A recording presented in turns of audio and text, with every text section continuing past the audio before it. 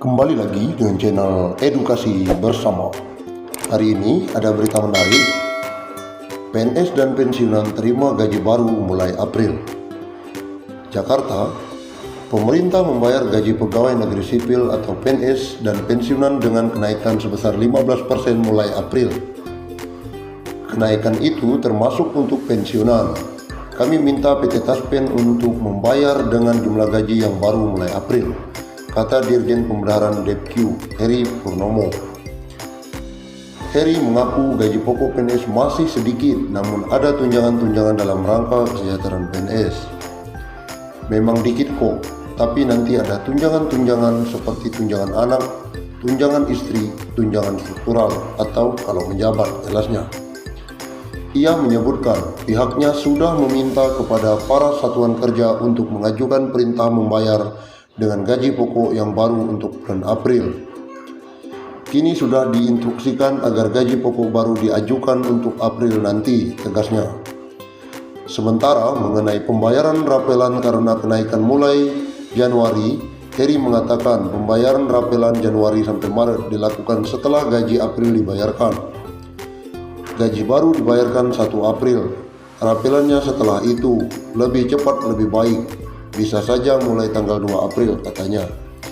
Mengenai beberapa besaran nominal rapel kenaikan gaji itu, Heri mengatakan bisa dihitung, yaitu kenaikan sebesar 15% dikalikan 3 bulan. Wow, menarik sekali ini beritanya. Luar biasa. Semoga kesejahteraan didapatkan oleh PNS dan pensiunan. Terima kasih. Tetap subscribe, ikuti channel kami untuk selalu berbagi informasi-informasi. Akhir April 2021 dijadwalkan akan ada pencairan uang dengan nominal banyak dari Badan Pengelola Tabungan Perumahan Rakyat untuk pensiunan PNS. Bagi pensiunan PNS atau ahli waris PNS yang telah meninggal dunia, dana tabungan atau tabungan perumahan akan dikembalikan dalam bentuk uang tunai. Berdasarkan dengan peraturan pemerintah PP nomor 25 tahun 2020 tentang penyelenggaraan tabungan perumahan rakyat, BP Tapra telah menunjukkan kesiapan guna mengelola dana PNS dalam bentuk Taprum.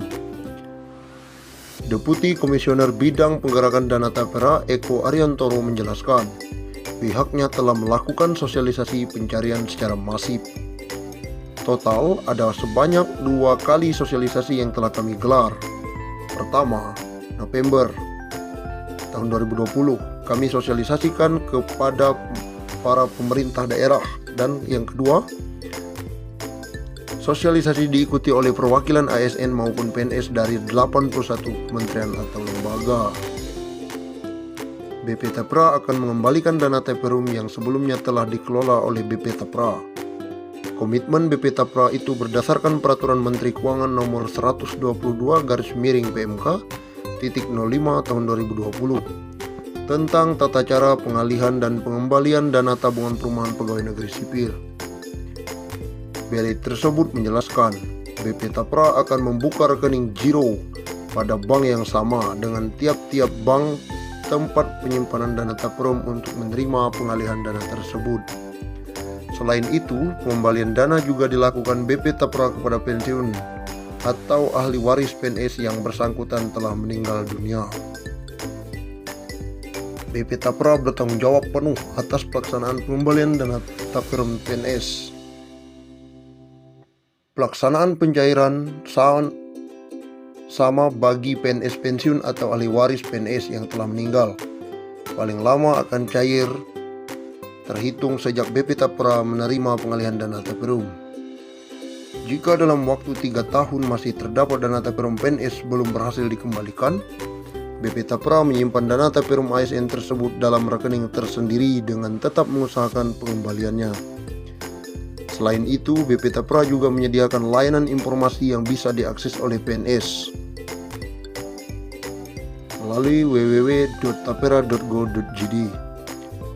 Dalam situs tersebut akan disajikan nama PNS atau pensiunan, jumlah uang hak pengembalian dana Taprum dan status pengembalian dana Taprum. Pensiunan PNS atau ahli waris PNS yang sudah meninggal tidak perlu mendatangi kantor BP Tapra, karena dana pencairan Tapra akan langsung ditransfer ke rekening. Proses pencairan setelah melalui validasi dan verifikasi melalui pemberi kerja selesai dilaksanakan. Presiden Joko Widodo atau Jokowi menekan peraturan pemerintah nomor 24 tahun 2020 tentang pemberian THR kepada PNS, prajurit TNI, anggota Polri, pegawai non-pegawai negeri sipil, dan penerima pensiun atau tunjangan. Dalam belet yang ditandatangani oleh Presiden Jokowi, pemerintah paling cepat membayarkan THR Idul Fitri untuk para ASN paling cepat 10 hari setelah Hari Raya Idul Fitri. Tunjangan Hari Raya dibayarkan paling cepat 10 hari kerja sebelum tanggal Hari Raya. Bunyi pasal 15 ayat 1. Meski demikian, THR bukan berarti pasti dibayarkan sebelum Lebaran. Dalam PP tersebut, tetap memuat pasal 4 ayat 2 PP nomor 36 tahun 2019 yang menyatakan THR bisa dibayar setelah Idul Fitri.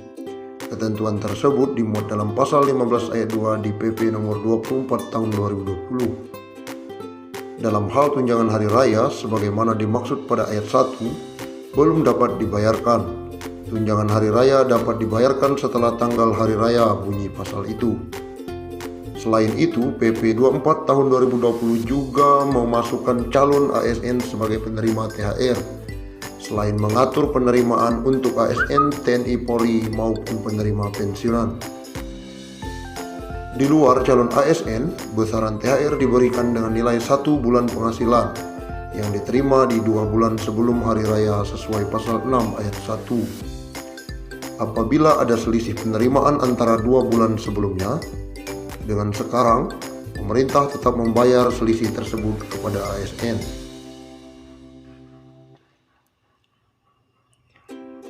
Khusus calon ASN, mereka hanya mendapatkan 80% dari gaji pokok PNS, tunjangan keluarga, dan tunjangan jabatan atau tunjangan umum.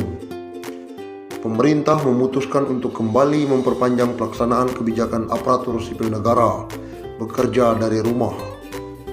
Kebijakan ini sebagai respon atas upaya pencegahan perluasan penyebaran virus corona atau COVID-19.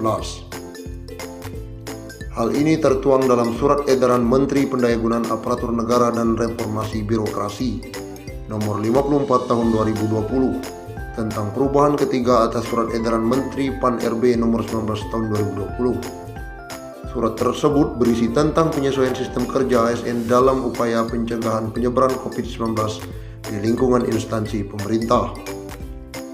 Diperpanjang hingga 29 April 2021 dan akan dievaluasi lebih lanjut menyesuaikan dengan keputusan Kepala Gugus Tugas Percepatan Penanganan COVID-19 terkait status keadaan pandemi COVID-19.